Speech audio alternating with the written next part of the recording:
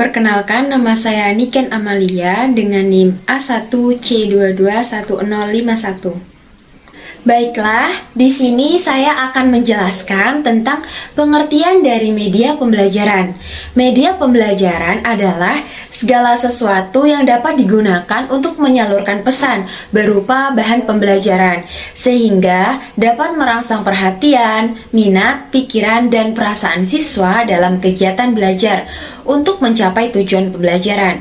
Setiap media pembelajaran merupakan suatu sarana yang digunakan untuk mencapai tujuan dari pembelajaran tersebut.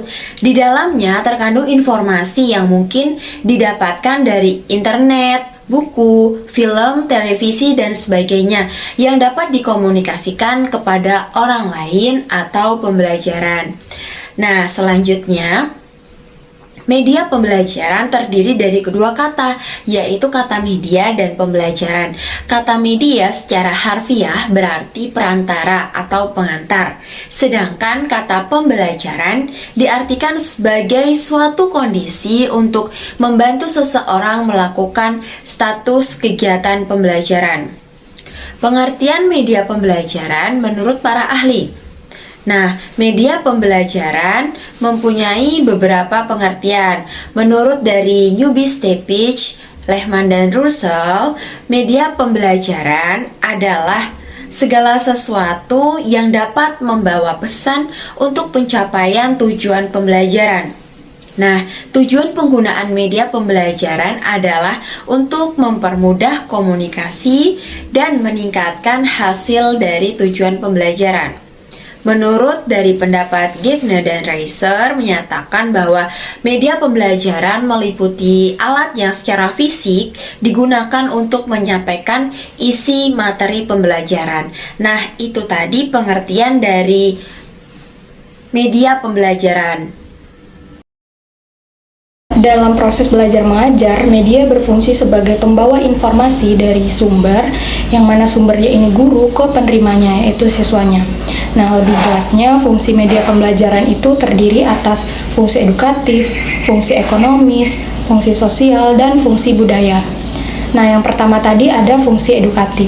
Fungsi edukatif merupakan fungsi yang memberikan dampak yang bernilai pendidikan kepada siswa dan masyarakat untuk berpikir kritis dengan memberikan pengalaman bermakna. Nah, yang kedua ada fungsi ekonomis. Artinya capaian materi dan tujuan pembelajaran dapat dicapai lebih efisien dengan menekan penggunaan biaya dan waktu. Yang ketiga ada fungsi sosial. Artinya media pembelajaran ini berfungsi sebagai pengembangan pemahaman dan pengalaman siswa serta memperluas pergaulan antar siswanya. Yang keempat ada fungsi budaya.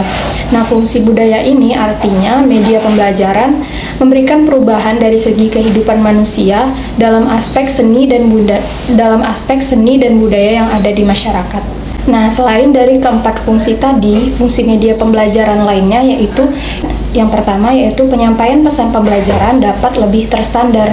Dalam menyampaikan materi antara guru satu dengan yang lainnya sama, tidak ada kesenjangan pesan yang diajarkan oleh masing-masing guru. Selanjutnya, penafsiran yang berbeda dapat dihindari. Penafsiran berbeda antar guru dapat dihindari dan dapat mengurangi terjadinya kesenjangan informasi di antara siswa dimanapun mereka berada. Yang ketiga yaitu proses pembelajaran menjadi lebih jelas dan menarik. Karena media dapat menampilkan informasi melalui suara, gambar, gerakan, dan warna, baik secara alami maupun manipulasi, sehingga membantu guru untuk menciptakan suasana belajar menjadi lebih hidup dan tidak membosankan. Yang keempat yaitu proses pembelajaran menjadi lebih interaktif. Dengan media akan terjadi komunikasi dua arah secara aktif. Sedangkan tanpa media, guru cenderung bicara satu arah. Selanjutnya, efisiensi dalam waktu dan tenaga. Dengan media, tujuan belajar akan lebih mudah tercapai secara maksimal dengan waktu dan tenaga seminimal mungkin. Guru tidak harus menjelaskan materi ajaran secara berulang-ulang, sebab dengan sekali sajian menggunakan media, siswa akan lebih mudah memahami pembelajaran. Yang keenam, meningkatkan kualitas hasil belajar siswa. Media pembelajaran dapat membantu siswa menyerap materi belajar. Yang ketujuh, media memungkinkan proses belajar dapat dilakukan di mana saja dan kapan saja. Media pembelajaran dapat merangsang sedemikian rupa sehingga siswa dapat melakukan kegiatan belajar dengan lebih leluasa dimanapun dan kapanpun tanpa tergantung oleh seorang guru. Perlu kita sadari, waktu belajar di sekolah sangat terbatas dan waktu terbanyak justru di luar lingkungan sekolah. Lalu yang terakhir, media dapat menumbuhkan sikap positif siswa terhadap materi dan proses belajar.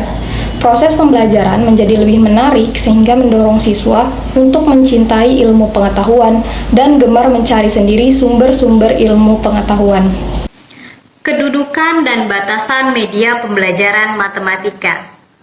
Bagaimana kedudukan media dalam pembelajaran? Lalu seberapa penting media itu dalam menentukan keberhasilan pembelajaran? Tahukah kamu bahwa pembelajaran itu bukan perkara yang mudah, sederhana, ataupun gampang? Loh, tapi kan banyak orang yang beranggapan bahwa mengajar itu mudah. Yang penting katanya menguasai materi, lalu kemudian disampaikan kepada siswa. Itu merupakan cara pandang yang keliru. Apabila hanya perlu menyiapkan sebuah materi, lalu kemudian disampaikan dengan ceramah saja, maka hasilnya belum tentu baik. Karena kita terlalu fokus pada salah satu komponen pembelajaran, yaitu materi. Padahal apabila pembelajaran ingin berhasil, maka perlu ada keterlibatan 5 komponen. Yang pertama tujuan, yang kedua materi, ketiga metode, keempat media, dan kelima penilaian. Karena pembelajaran itu merupakan sebuah sistem. Tujuan sendiri itu menentukan arah capaian dan kompetensi apa yang harus dikuasai oleh siswa. Sedangkan materi adalah bahan dan substansi yang harus dikuasai. Dan untuk mencapai itu perlu metode dan media yang tepat. Dan tentu untuk melihat sudah tercapainya atau belum, kita harus melakukan sebuah proses penilaian.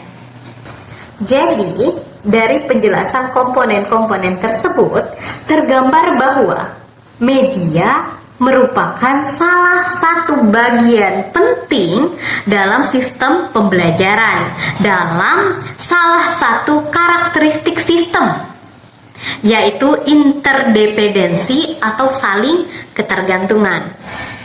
Jadi, setiap komponen dalam sistem itu saling terkait, yang satu mempengaruhi yang lainnya. Apabila pengajar tidak menggunakan media yang tepat dalam pembelajaran, maka jangan berharap bahwa pembelajaran dapat berhasil. Jika pembelajaran tidak menggunakan media, maka sering terjadi verbalistik. Apa yang disampaikan oleh guru berbeda dengan apa yang dipahami oleh siswa. Jadi tidak sama. Pembelajaran pun jadi kurang menyenangkan dan beberapa materi yang kompleks sangat sulit untuk dipahami oleh para siswa. Dan ingat bahwa pembelajaran adalah sebuah komunikasi transaksional, di mana dalam perspektif komunikasi, media berperan sebagai penyalur atau channel dari pengirim pesan kepada penerima pesan. Nah, untuk media pembelajaran matematika sendiri itu lebih cenderung disebut sebagai alat peraga. Nah, alat ini merupakan sebuah alat yang dapat mengukur, alat untuk menggambar, serta alat untuk menghitung dan lain sebagainya, yang seperti komputer, jangka, busur derajat, serta penggaris dan lain-lain. Untuk kesimpulan, kedudukan media itu sangat penting, bahkan sejajar dengan metode pembelajaran, karena metode yang digunakan dalam proses pembelajaran biasanya itu akan menuntut media apa yang dapat diadaptasi dengan kondisi yang dihadapi pada saat itu.